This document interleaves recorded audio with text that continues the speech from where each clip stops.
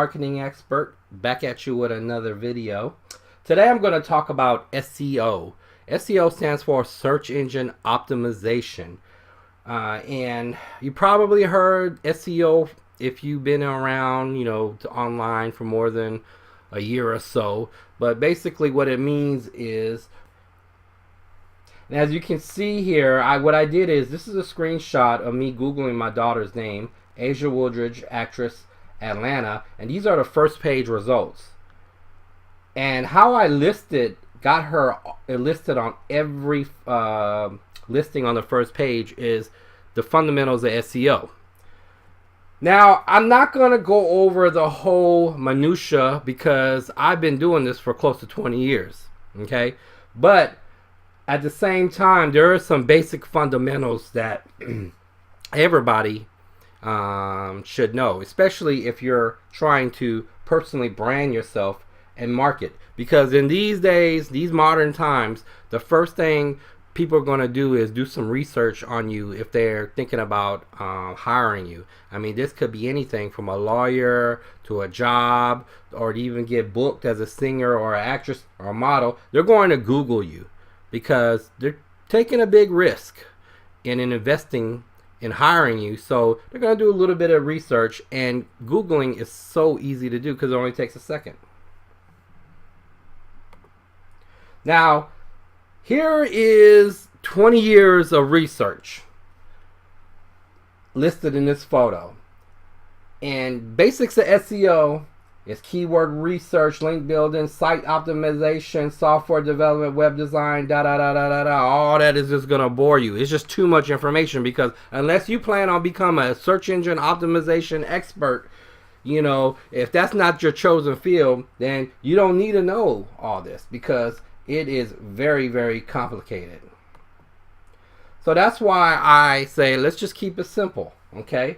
When we talking about keyword, the first keyword is obviously your name, okay? If you Google your name, what is showing up in the rankings? Now, of course, if you have a common name like John Smith, Jason Jones, or something common like that, it's going to be very difficult for you to rank, because you're competing against thousands and thousands of other Jason Jones or John Smith. If you happen to have that name, that's fine. Maybe you can use an initial. Maybe you could use your first name as an initial. I'm thinking about, there's two actresses named Vanessa Williams. The first Vanessa Williams that most people know is, she was the beauty pageant winner. She was like Miss USA or Miss America at one point, and now she's an actress. So there's another actress, her name is Vanessa Williams, but she added an L. So it's Vanessa L. Williams. And she did that to differentiate herself and not to be confused with the original, not the original, but the other Vanessa Williams. So it's the same thing for you. If you Google your name and you find yourself common with others, how can you do a little variation of your name to make it unique? Lawyers do that very well too, if you notice that, or anybody in the service industry that usually has their name will have that. So think about that when you're picking your keyword, your name as your keyword. And the keyword is, what is your profession? Actor, model, plumber, etc., etc. Okay, think about that. Now, third is your modifier, and this helps you when you try to rank any kind of local keyword rankings, and which is typically your city, town, subdivision, building, whatever it is you want to focus on. Okay, now another thing is, I want you to think like a search engine. All right, what makes Google so successful is because the user experience. When search engines first came, when I started doing it in 1998, I mean, there were search engines like Alta Vista, Dogpile, and even at one point Yahoo was like big. But what happened is, people started getting frustrated with search engines because whenever they type in the question, they would not get relevant results. It's because of marketers and people that spam the search engine knew how to manipulate search engine rankings. That's why Google is so good, and they're still in business, because their goal is to provide the best answers for you. So how do they determine the best answers is somewhat complicated, but that's why we're going to go over some of the basics, that fundamentals that you should understand. So here's an example of the keyword: John L. Smith, lawyer, Atlanta. Okay, if somebody was to type that, what are the results of the name? Okay, the first thing we need to do is you need to get a website, and that is your money page. Okay, even if it's a free website from Tumblr or whatever that you have, ideally you want to own your own piece of real estate property, which is your own .com. Okay, you should go to namecheap.com, type in your name and purchase the .com, and that way you could own your own piece of real estate. Okay, so when you go in there, you have to make sure that, number one, your title is there. So when we go back to the other slide when we talked about the keyword, so you want to have, John L. Smith, lawyer, Atlanta into your title format. Okay, so that's probably the number one thing that you want to have, is make sure your title, because your title is what is going to be listed on the search engine rankings. Second is the analytics sides. Now I can go really deep into the minutia of this, but this is the basic things that you need to realize. How long a user stays on a site, the stickiness, the Google calls it bounce, meaning that when I click on the link on if I'm coming from Google and I click on the link and I visit your website, and if it's not relevant to whatever you're looking for, you're going to back out and go to another site. Okay, so Google measures that. Google measures how long you're staying on the site, because the shorter you stay on the site, the non-relevant it is, and you're going to get penalized and you're going to have a lower ranking. So keep that in mind when you're trying to figure out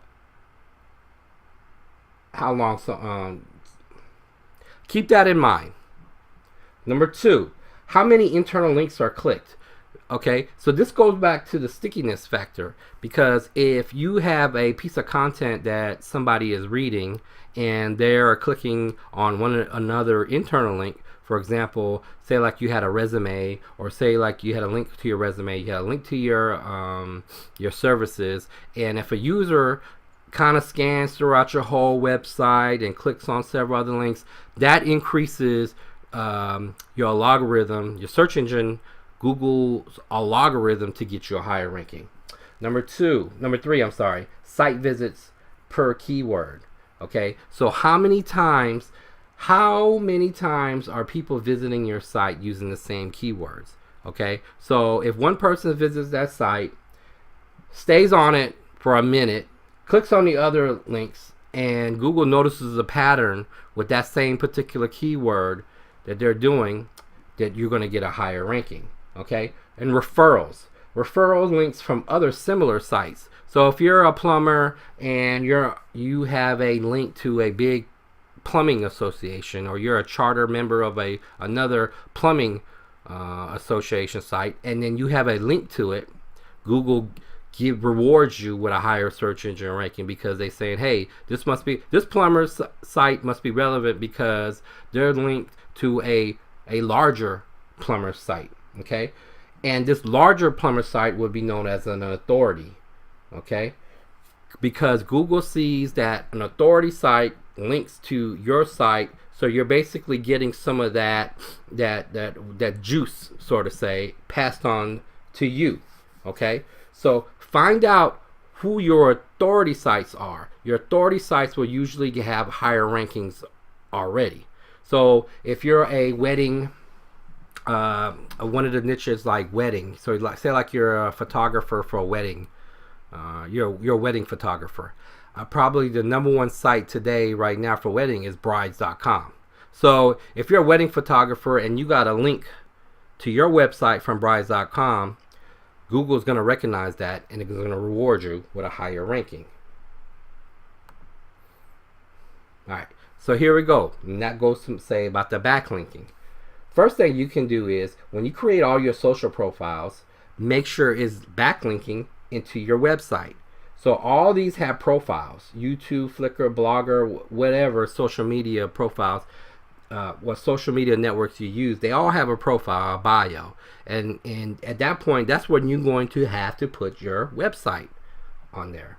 And similarly, there's other websites that allows you to submit your link. So you're going to continually do that. That's within your niche. So if I go back to the thing about the wedding photographer, if I'm a wedding photographer, it doesn't really help me if I got a link at a plumber website. Okay, it doesn't really help me. There's no authority in that. I'm not getting no authority juice from the other site because it's a different niche. Okay, so try to keep it into the same category. All right, here we go. An article mention. It's so good. For example, right here, I got a mention on blackenterprise.com and I got quoted. I was asked to give a quote. They put my name and another backlink to my my website. Okay, that's why they always say, you know, it's saying like with public relations, when you get a mention, it's the same thing with SEO, search engine optimization. You're getting a mention on somebody else's site. Now, just like you say, this is an authority site being passed down to me, to my website. You want to try to get as many as you can. Okay, here's another simple way to get it. If you can't get that, go to those. Typically, a lot of websites today has a comment section. Okay, so if you see a authority site or site that's within your same community in your of niche, right? Post a comment, register, add your name, put your name, your keyword. Remember, your name is your keyword. Add that and post your comment. Have something meaningful. Don't sound all spammy, all right? Actually read the article and post a comment. You could do that hundreds of times a day. Third, well, another key thing that Google looks at is social media sharing, okay? Because social media sharing makes Google think that it's much more relevant in real time. You know how Facebook is trending or Twitter is trending? Those things are trended because they figure out how many times somebody shares it. So if there's 1,000 people sharing something in a relatively short time, then it trends, all right? It's the same thing with SEO. If I'm gonna have a particular keyword and several people share that, that strengthens your keyword, and Google rewards you because it must be relevant. It allows Google is a computer, and they try to figure things out logically, but when you have a social proof with humans verifying it, and when somebody shares this, it's humans are sharing, Google gives a lot of validity in that. Okay, because it's easy to manipulate a lot of the ads. Marketers can spam, make a lot of fake websites, but if people are sharing it, then 9 times out of 10 it is relevant. It must be legit. It must be real, and Google rewards people for that. Okay, so let's review. Number 1, on-site SEO. Remember, your title tag, keyword rich, content. Content is king. That's why I say make great content. Great content creates a stickiness factor. A stickiness factor makes people want to stay longer on your website. The longer they stay on your website, the shorter your bounce rate is. The shorter your bounce rate, the more reward you're going to get. Backlinking. Remember, article mentions. Link back on all your social media profiles and post comments to get the backlinking. And finally, number 4, social sharing. When people's on your site, get them to share your website. Get them to share your page. It's just not just, you just don't want to keep it internal. Keep on sharing, okay? All right, so if you got any more questions, feel free to contact me. Like I said, I've been doing this for over 20 years, okay? Hey, if you like it and appreciate it, go and share it with your own network. And mention me at T19. Thank you again. This is Thomas Wooldridge, celebrity branding and marketing expert, signing off.